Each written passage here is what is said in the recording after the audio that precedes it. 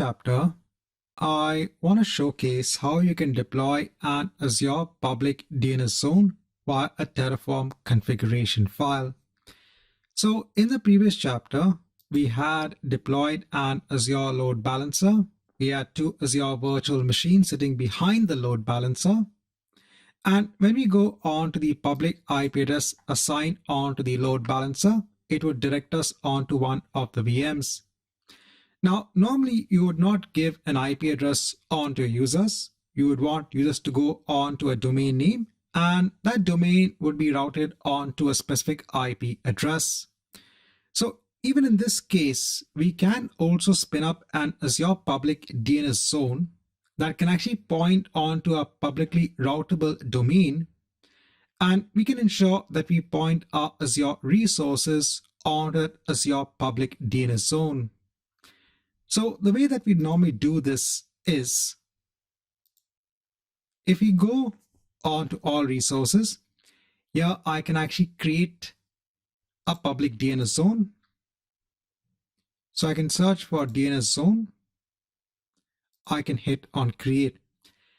Now, in order to go ahead with this, you need to have a publicly routable domain name in place. Now, I normally buy my domains from GoDaddy.com. So I have no affiliation with GoDaddy, but it's just that from the beginning itself, for many years, I've been going ahead and working with domains that I've purchased from GoDaddy.com. So you can actually purchase a domain name for as low as just $1 a month. So I normally buy domains just to go ahead and see how they actually work with the resources that I actually deploy on the Azure platform. So I'm going to be using one of my domains for this exercise, cloudportalhub.com. So I'm going to copy this and I'm going to create a DNS zone with the same name in one of my resource groups. Now, the creation of this public DNS zone does not mean that you are creating a domain name here itself in Azure. You are only going to ensure that you can actually manage the records for an existing domain.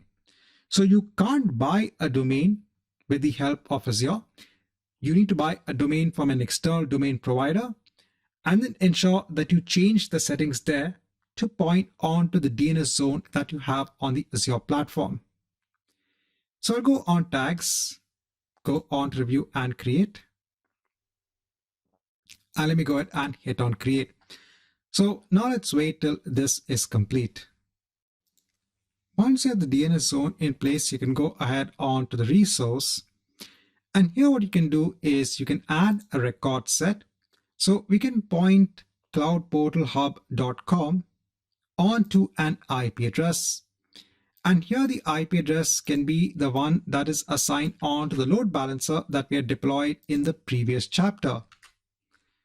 So I could put this as the public IP address, just leave this blank, hit on OK. So I have now a record set in place, but we need to point our existing domain onto the DNS zone that we have on the Azure platform. Now, the way that you actually go about doing this is, in your domain management system, your external domain provider, they will give you the ability to actually manage the records of the domain. Here what I can do when it comes on to the name server, so currently it's using the name servers that are built into GoDaddy themselves, but we have to change the name servers so that they point on to the name servers that are given here. So these 4 name servers.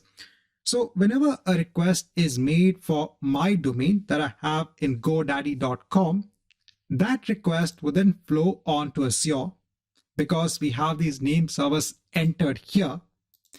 And then based on the record set, it would go on to the appropriate resource.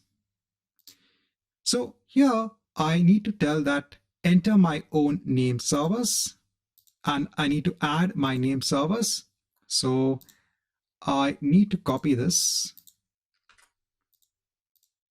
So copy the second one, add another name server,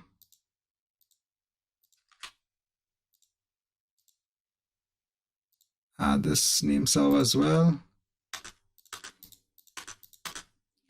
So once I've added all the name servers, I've just removed the dot at the end. I'll click on save. Because I have another authentication in place when I make a change, I'll hit on continue. I'll just need to add a verification. So just to secure my GoDaddy account, I ensure that I have multiple authentications in place. So just need to enter a code, verify the code. So now it will just take a few minutes for the change to actually take effect. Let's come back once this is complete.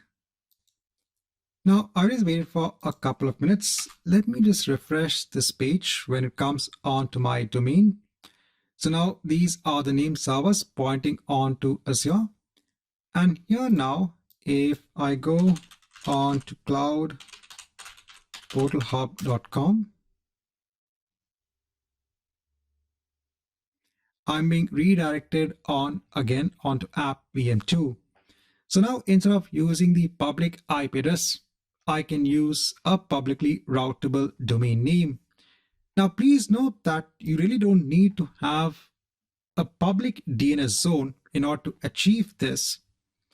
But normally when it comes on to working with Azure infrastructure, some organizations do go ahead and create the DNS zone here so that they can manage the DNS records from Azure itself.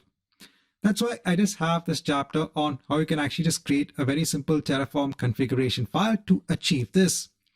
Since we had already deployed the Azure load balancer in the previous video, I thought let's add something to it and add a DNS zone in place. But again, please note that in order to follow along, you need to ensure that you have or you've bought a publicly routable domain name. Now, what I'll do is let me delete the zone because we are going to recreate this via the use of a Terraform configuration file. I need to enter the name of the DNS zone and hit on delete. Now, the resource we are going to be using is, first of all, the DNS zone resource. Yeah, this is just the creation of the public DNS zone. So let me copy this. So I'll go on to the existing Terraform configuration file that we have when it comes on to the deployment of the load balancer. I'll just paste it here. So the name of my domain is cloudportalhub.com. Let me give the name here as well for the resource. I need to give the name of the resource group. So I can just copy it from here. Scroll down. So the first thing is obviously creating the public DNS zone. The next thing that we need to do is to create a record set. So remember, we create a record set which points cloudportalhub.com onto the public IP address of the load balancer. So for this, we need to add a record. So the different records that we can create, we are going to be creating an A record that points on to the public IP address. I'll copy this. Let me place it here. So I'll just give a name. Here, I'll just leave the name blank. Now we need what is the zone name. So I'll copy this, place it here. The resource group name. Yeah, I can keep the TTL as it is. Yeah, in terms of the record, I need to have the IP address in place. So we need to get the public IP address. So the public IP address assigned on to the load balancer is basically this. It's load IP. I'll scroll down. So let's place it here. Dot load IP. Right, so we have this in place. Now, if you actually want to get what are the name server records, so remember when I created the public DNS zone in Azure, I took those 4 name server records and I added them here in my GoDaddy account. So you can actually get the name server records that are returned by Azure during the creation of the public DNS zone.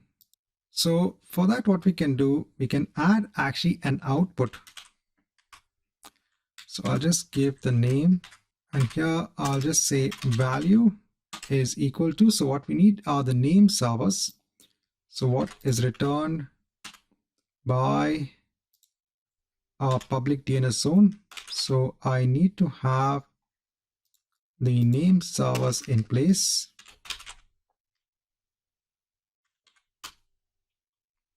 So I want now the output of the name servers to be reflected when we create this public DNS zone.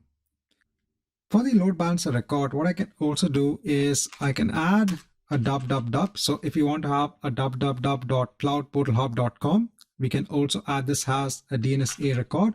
I'll save this. So once you have all this in place, let me go on to my terminal.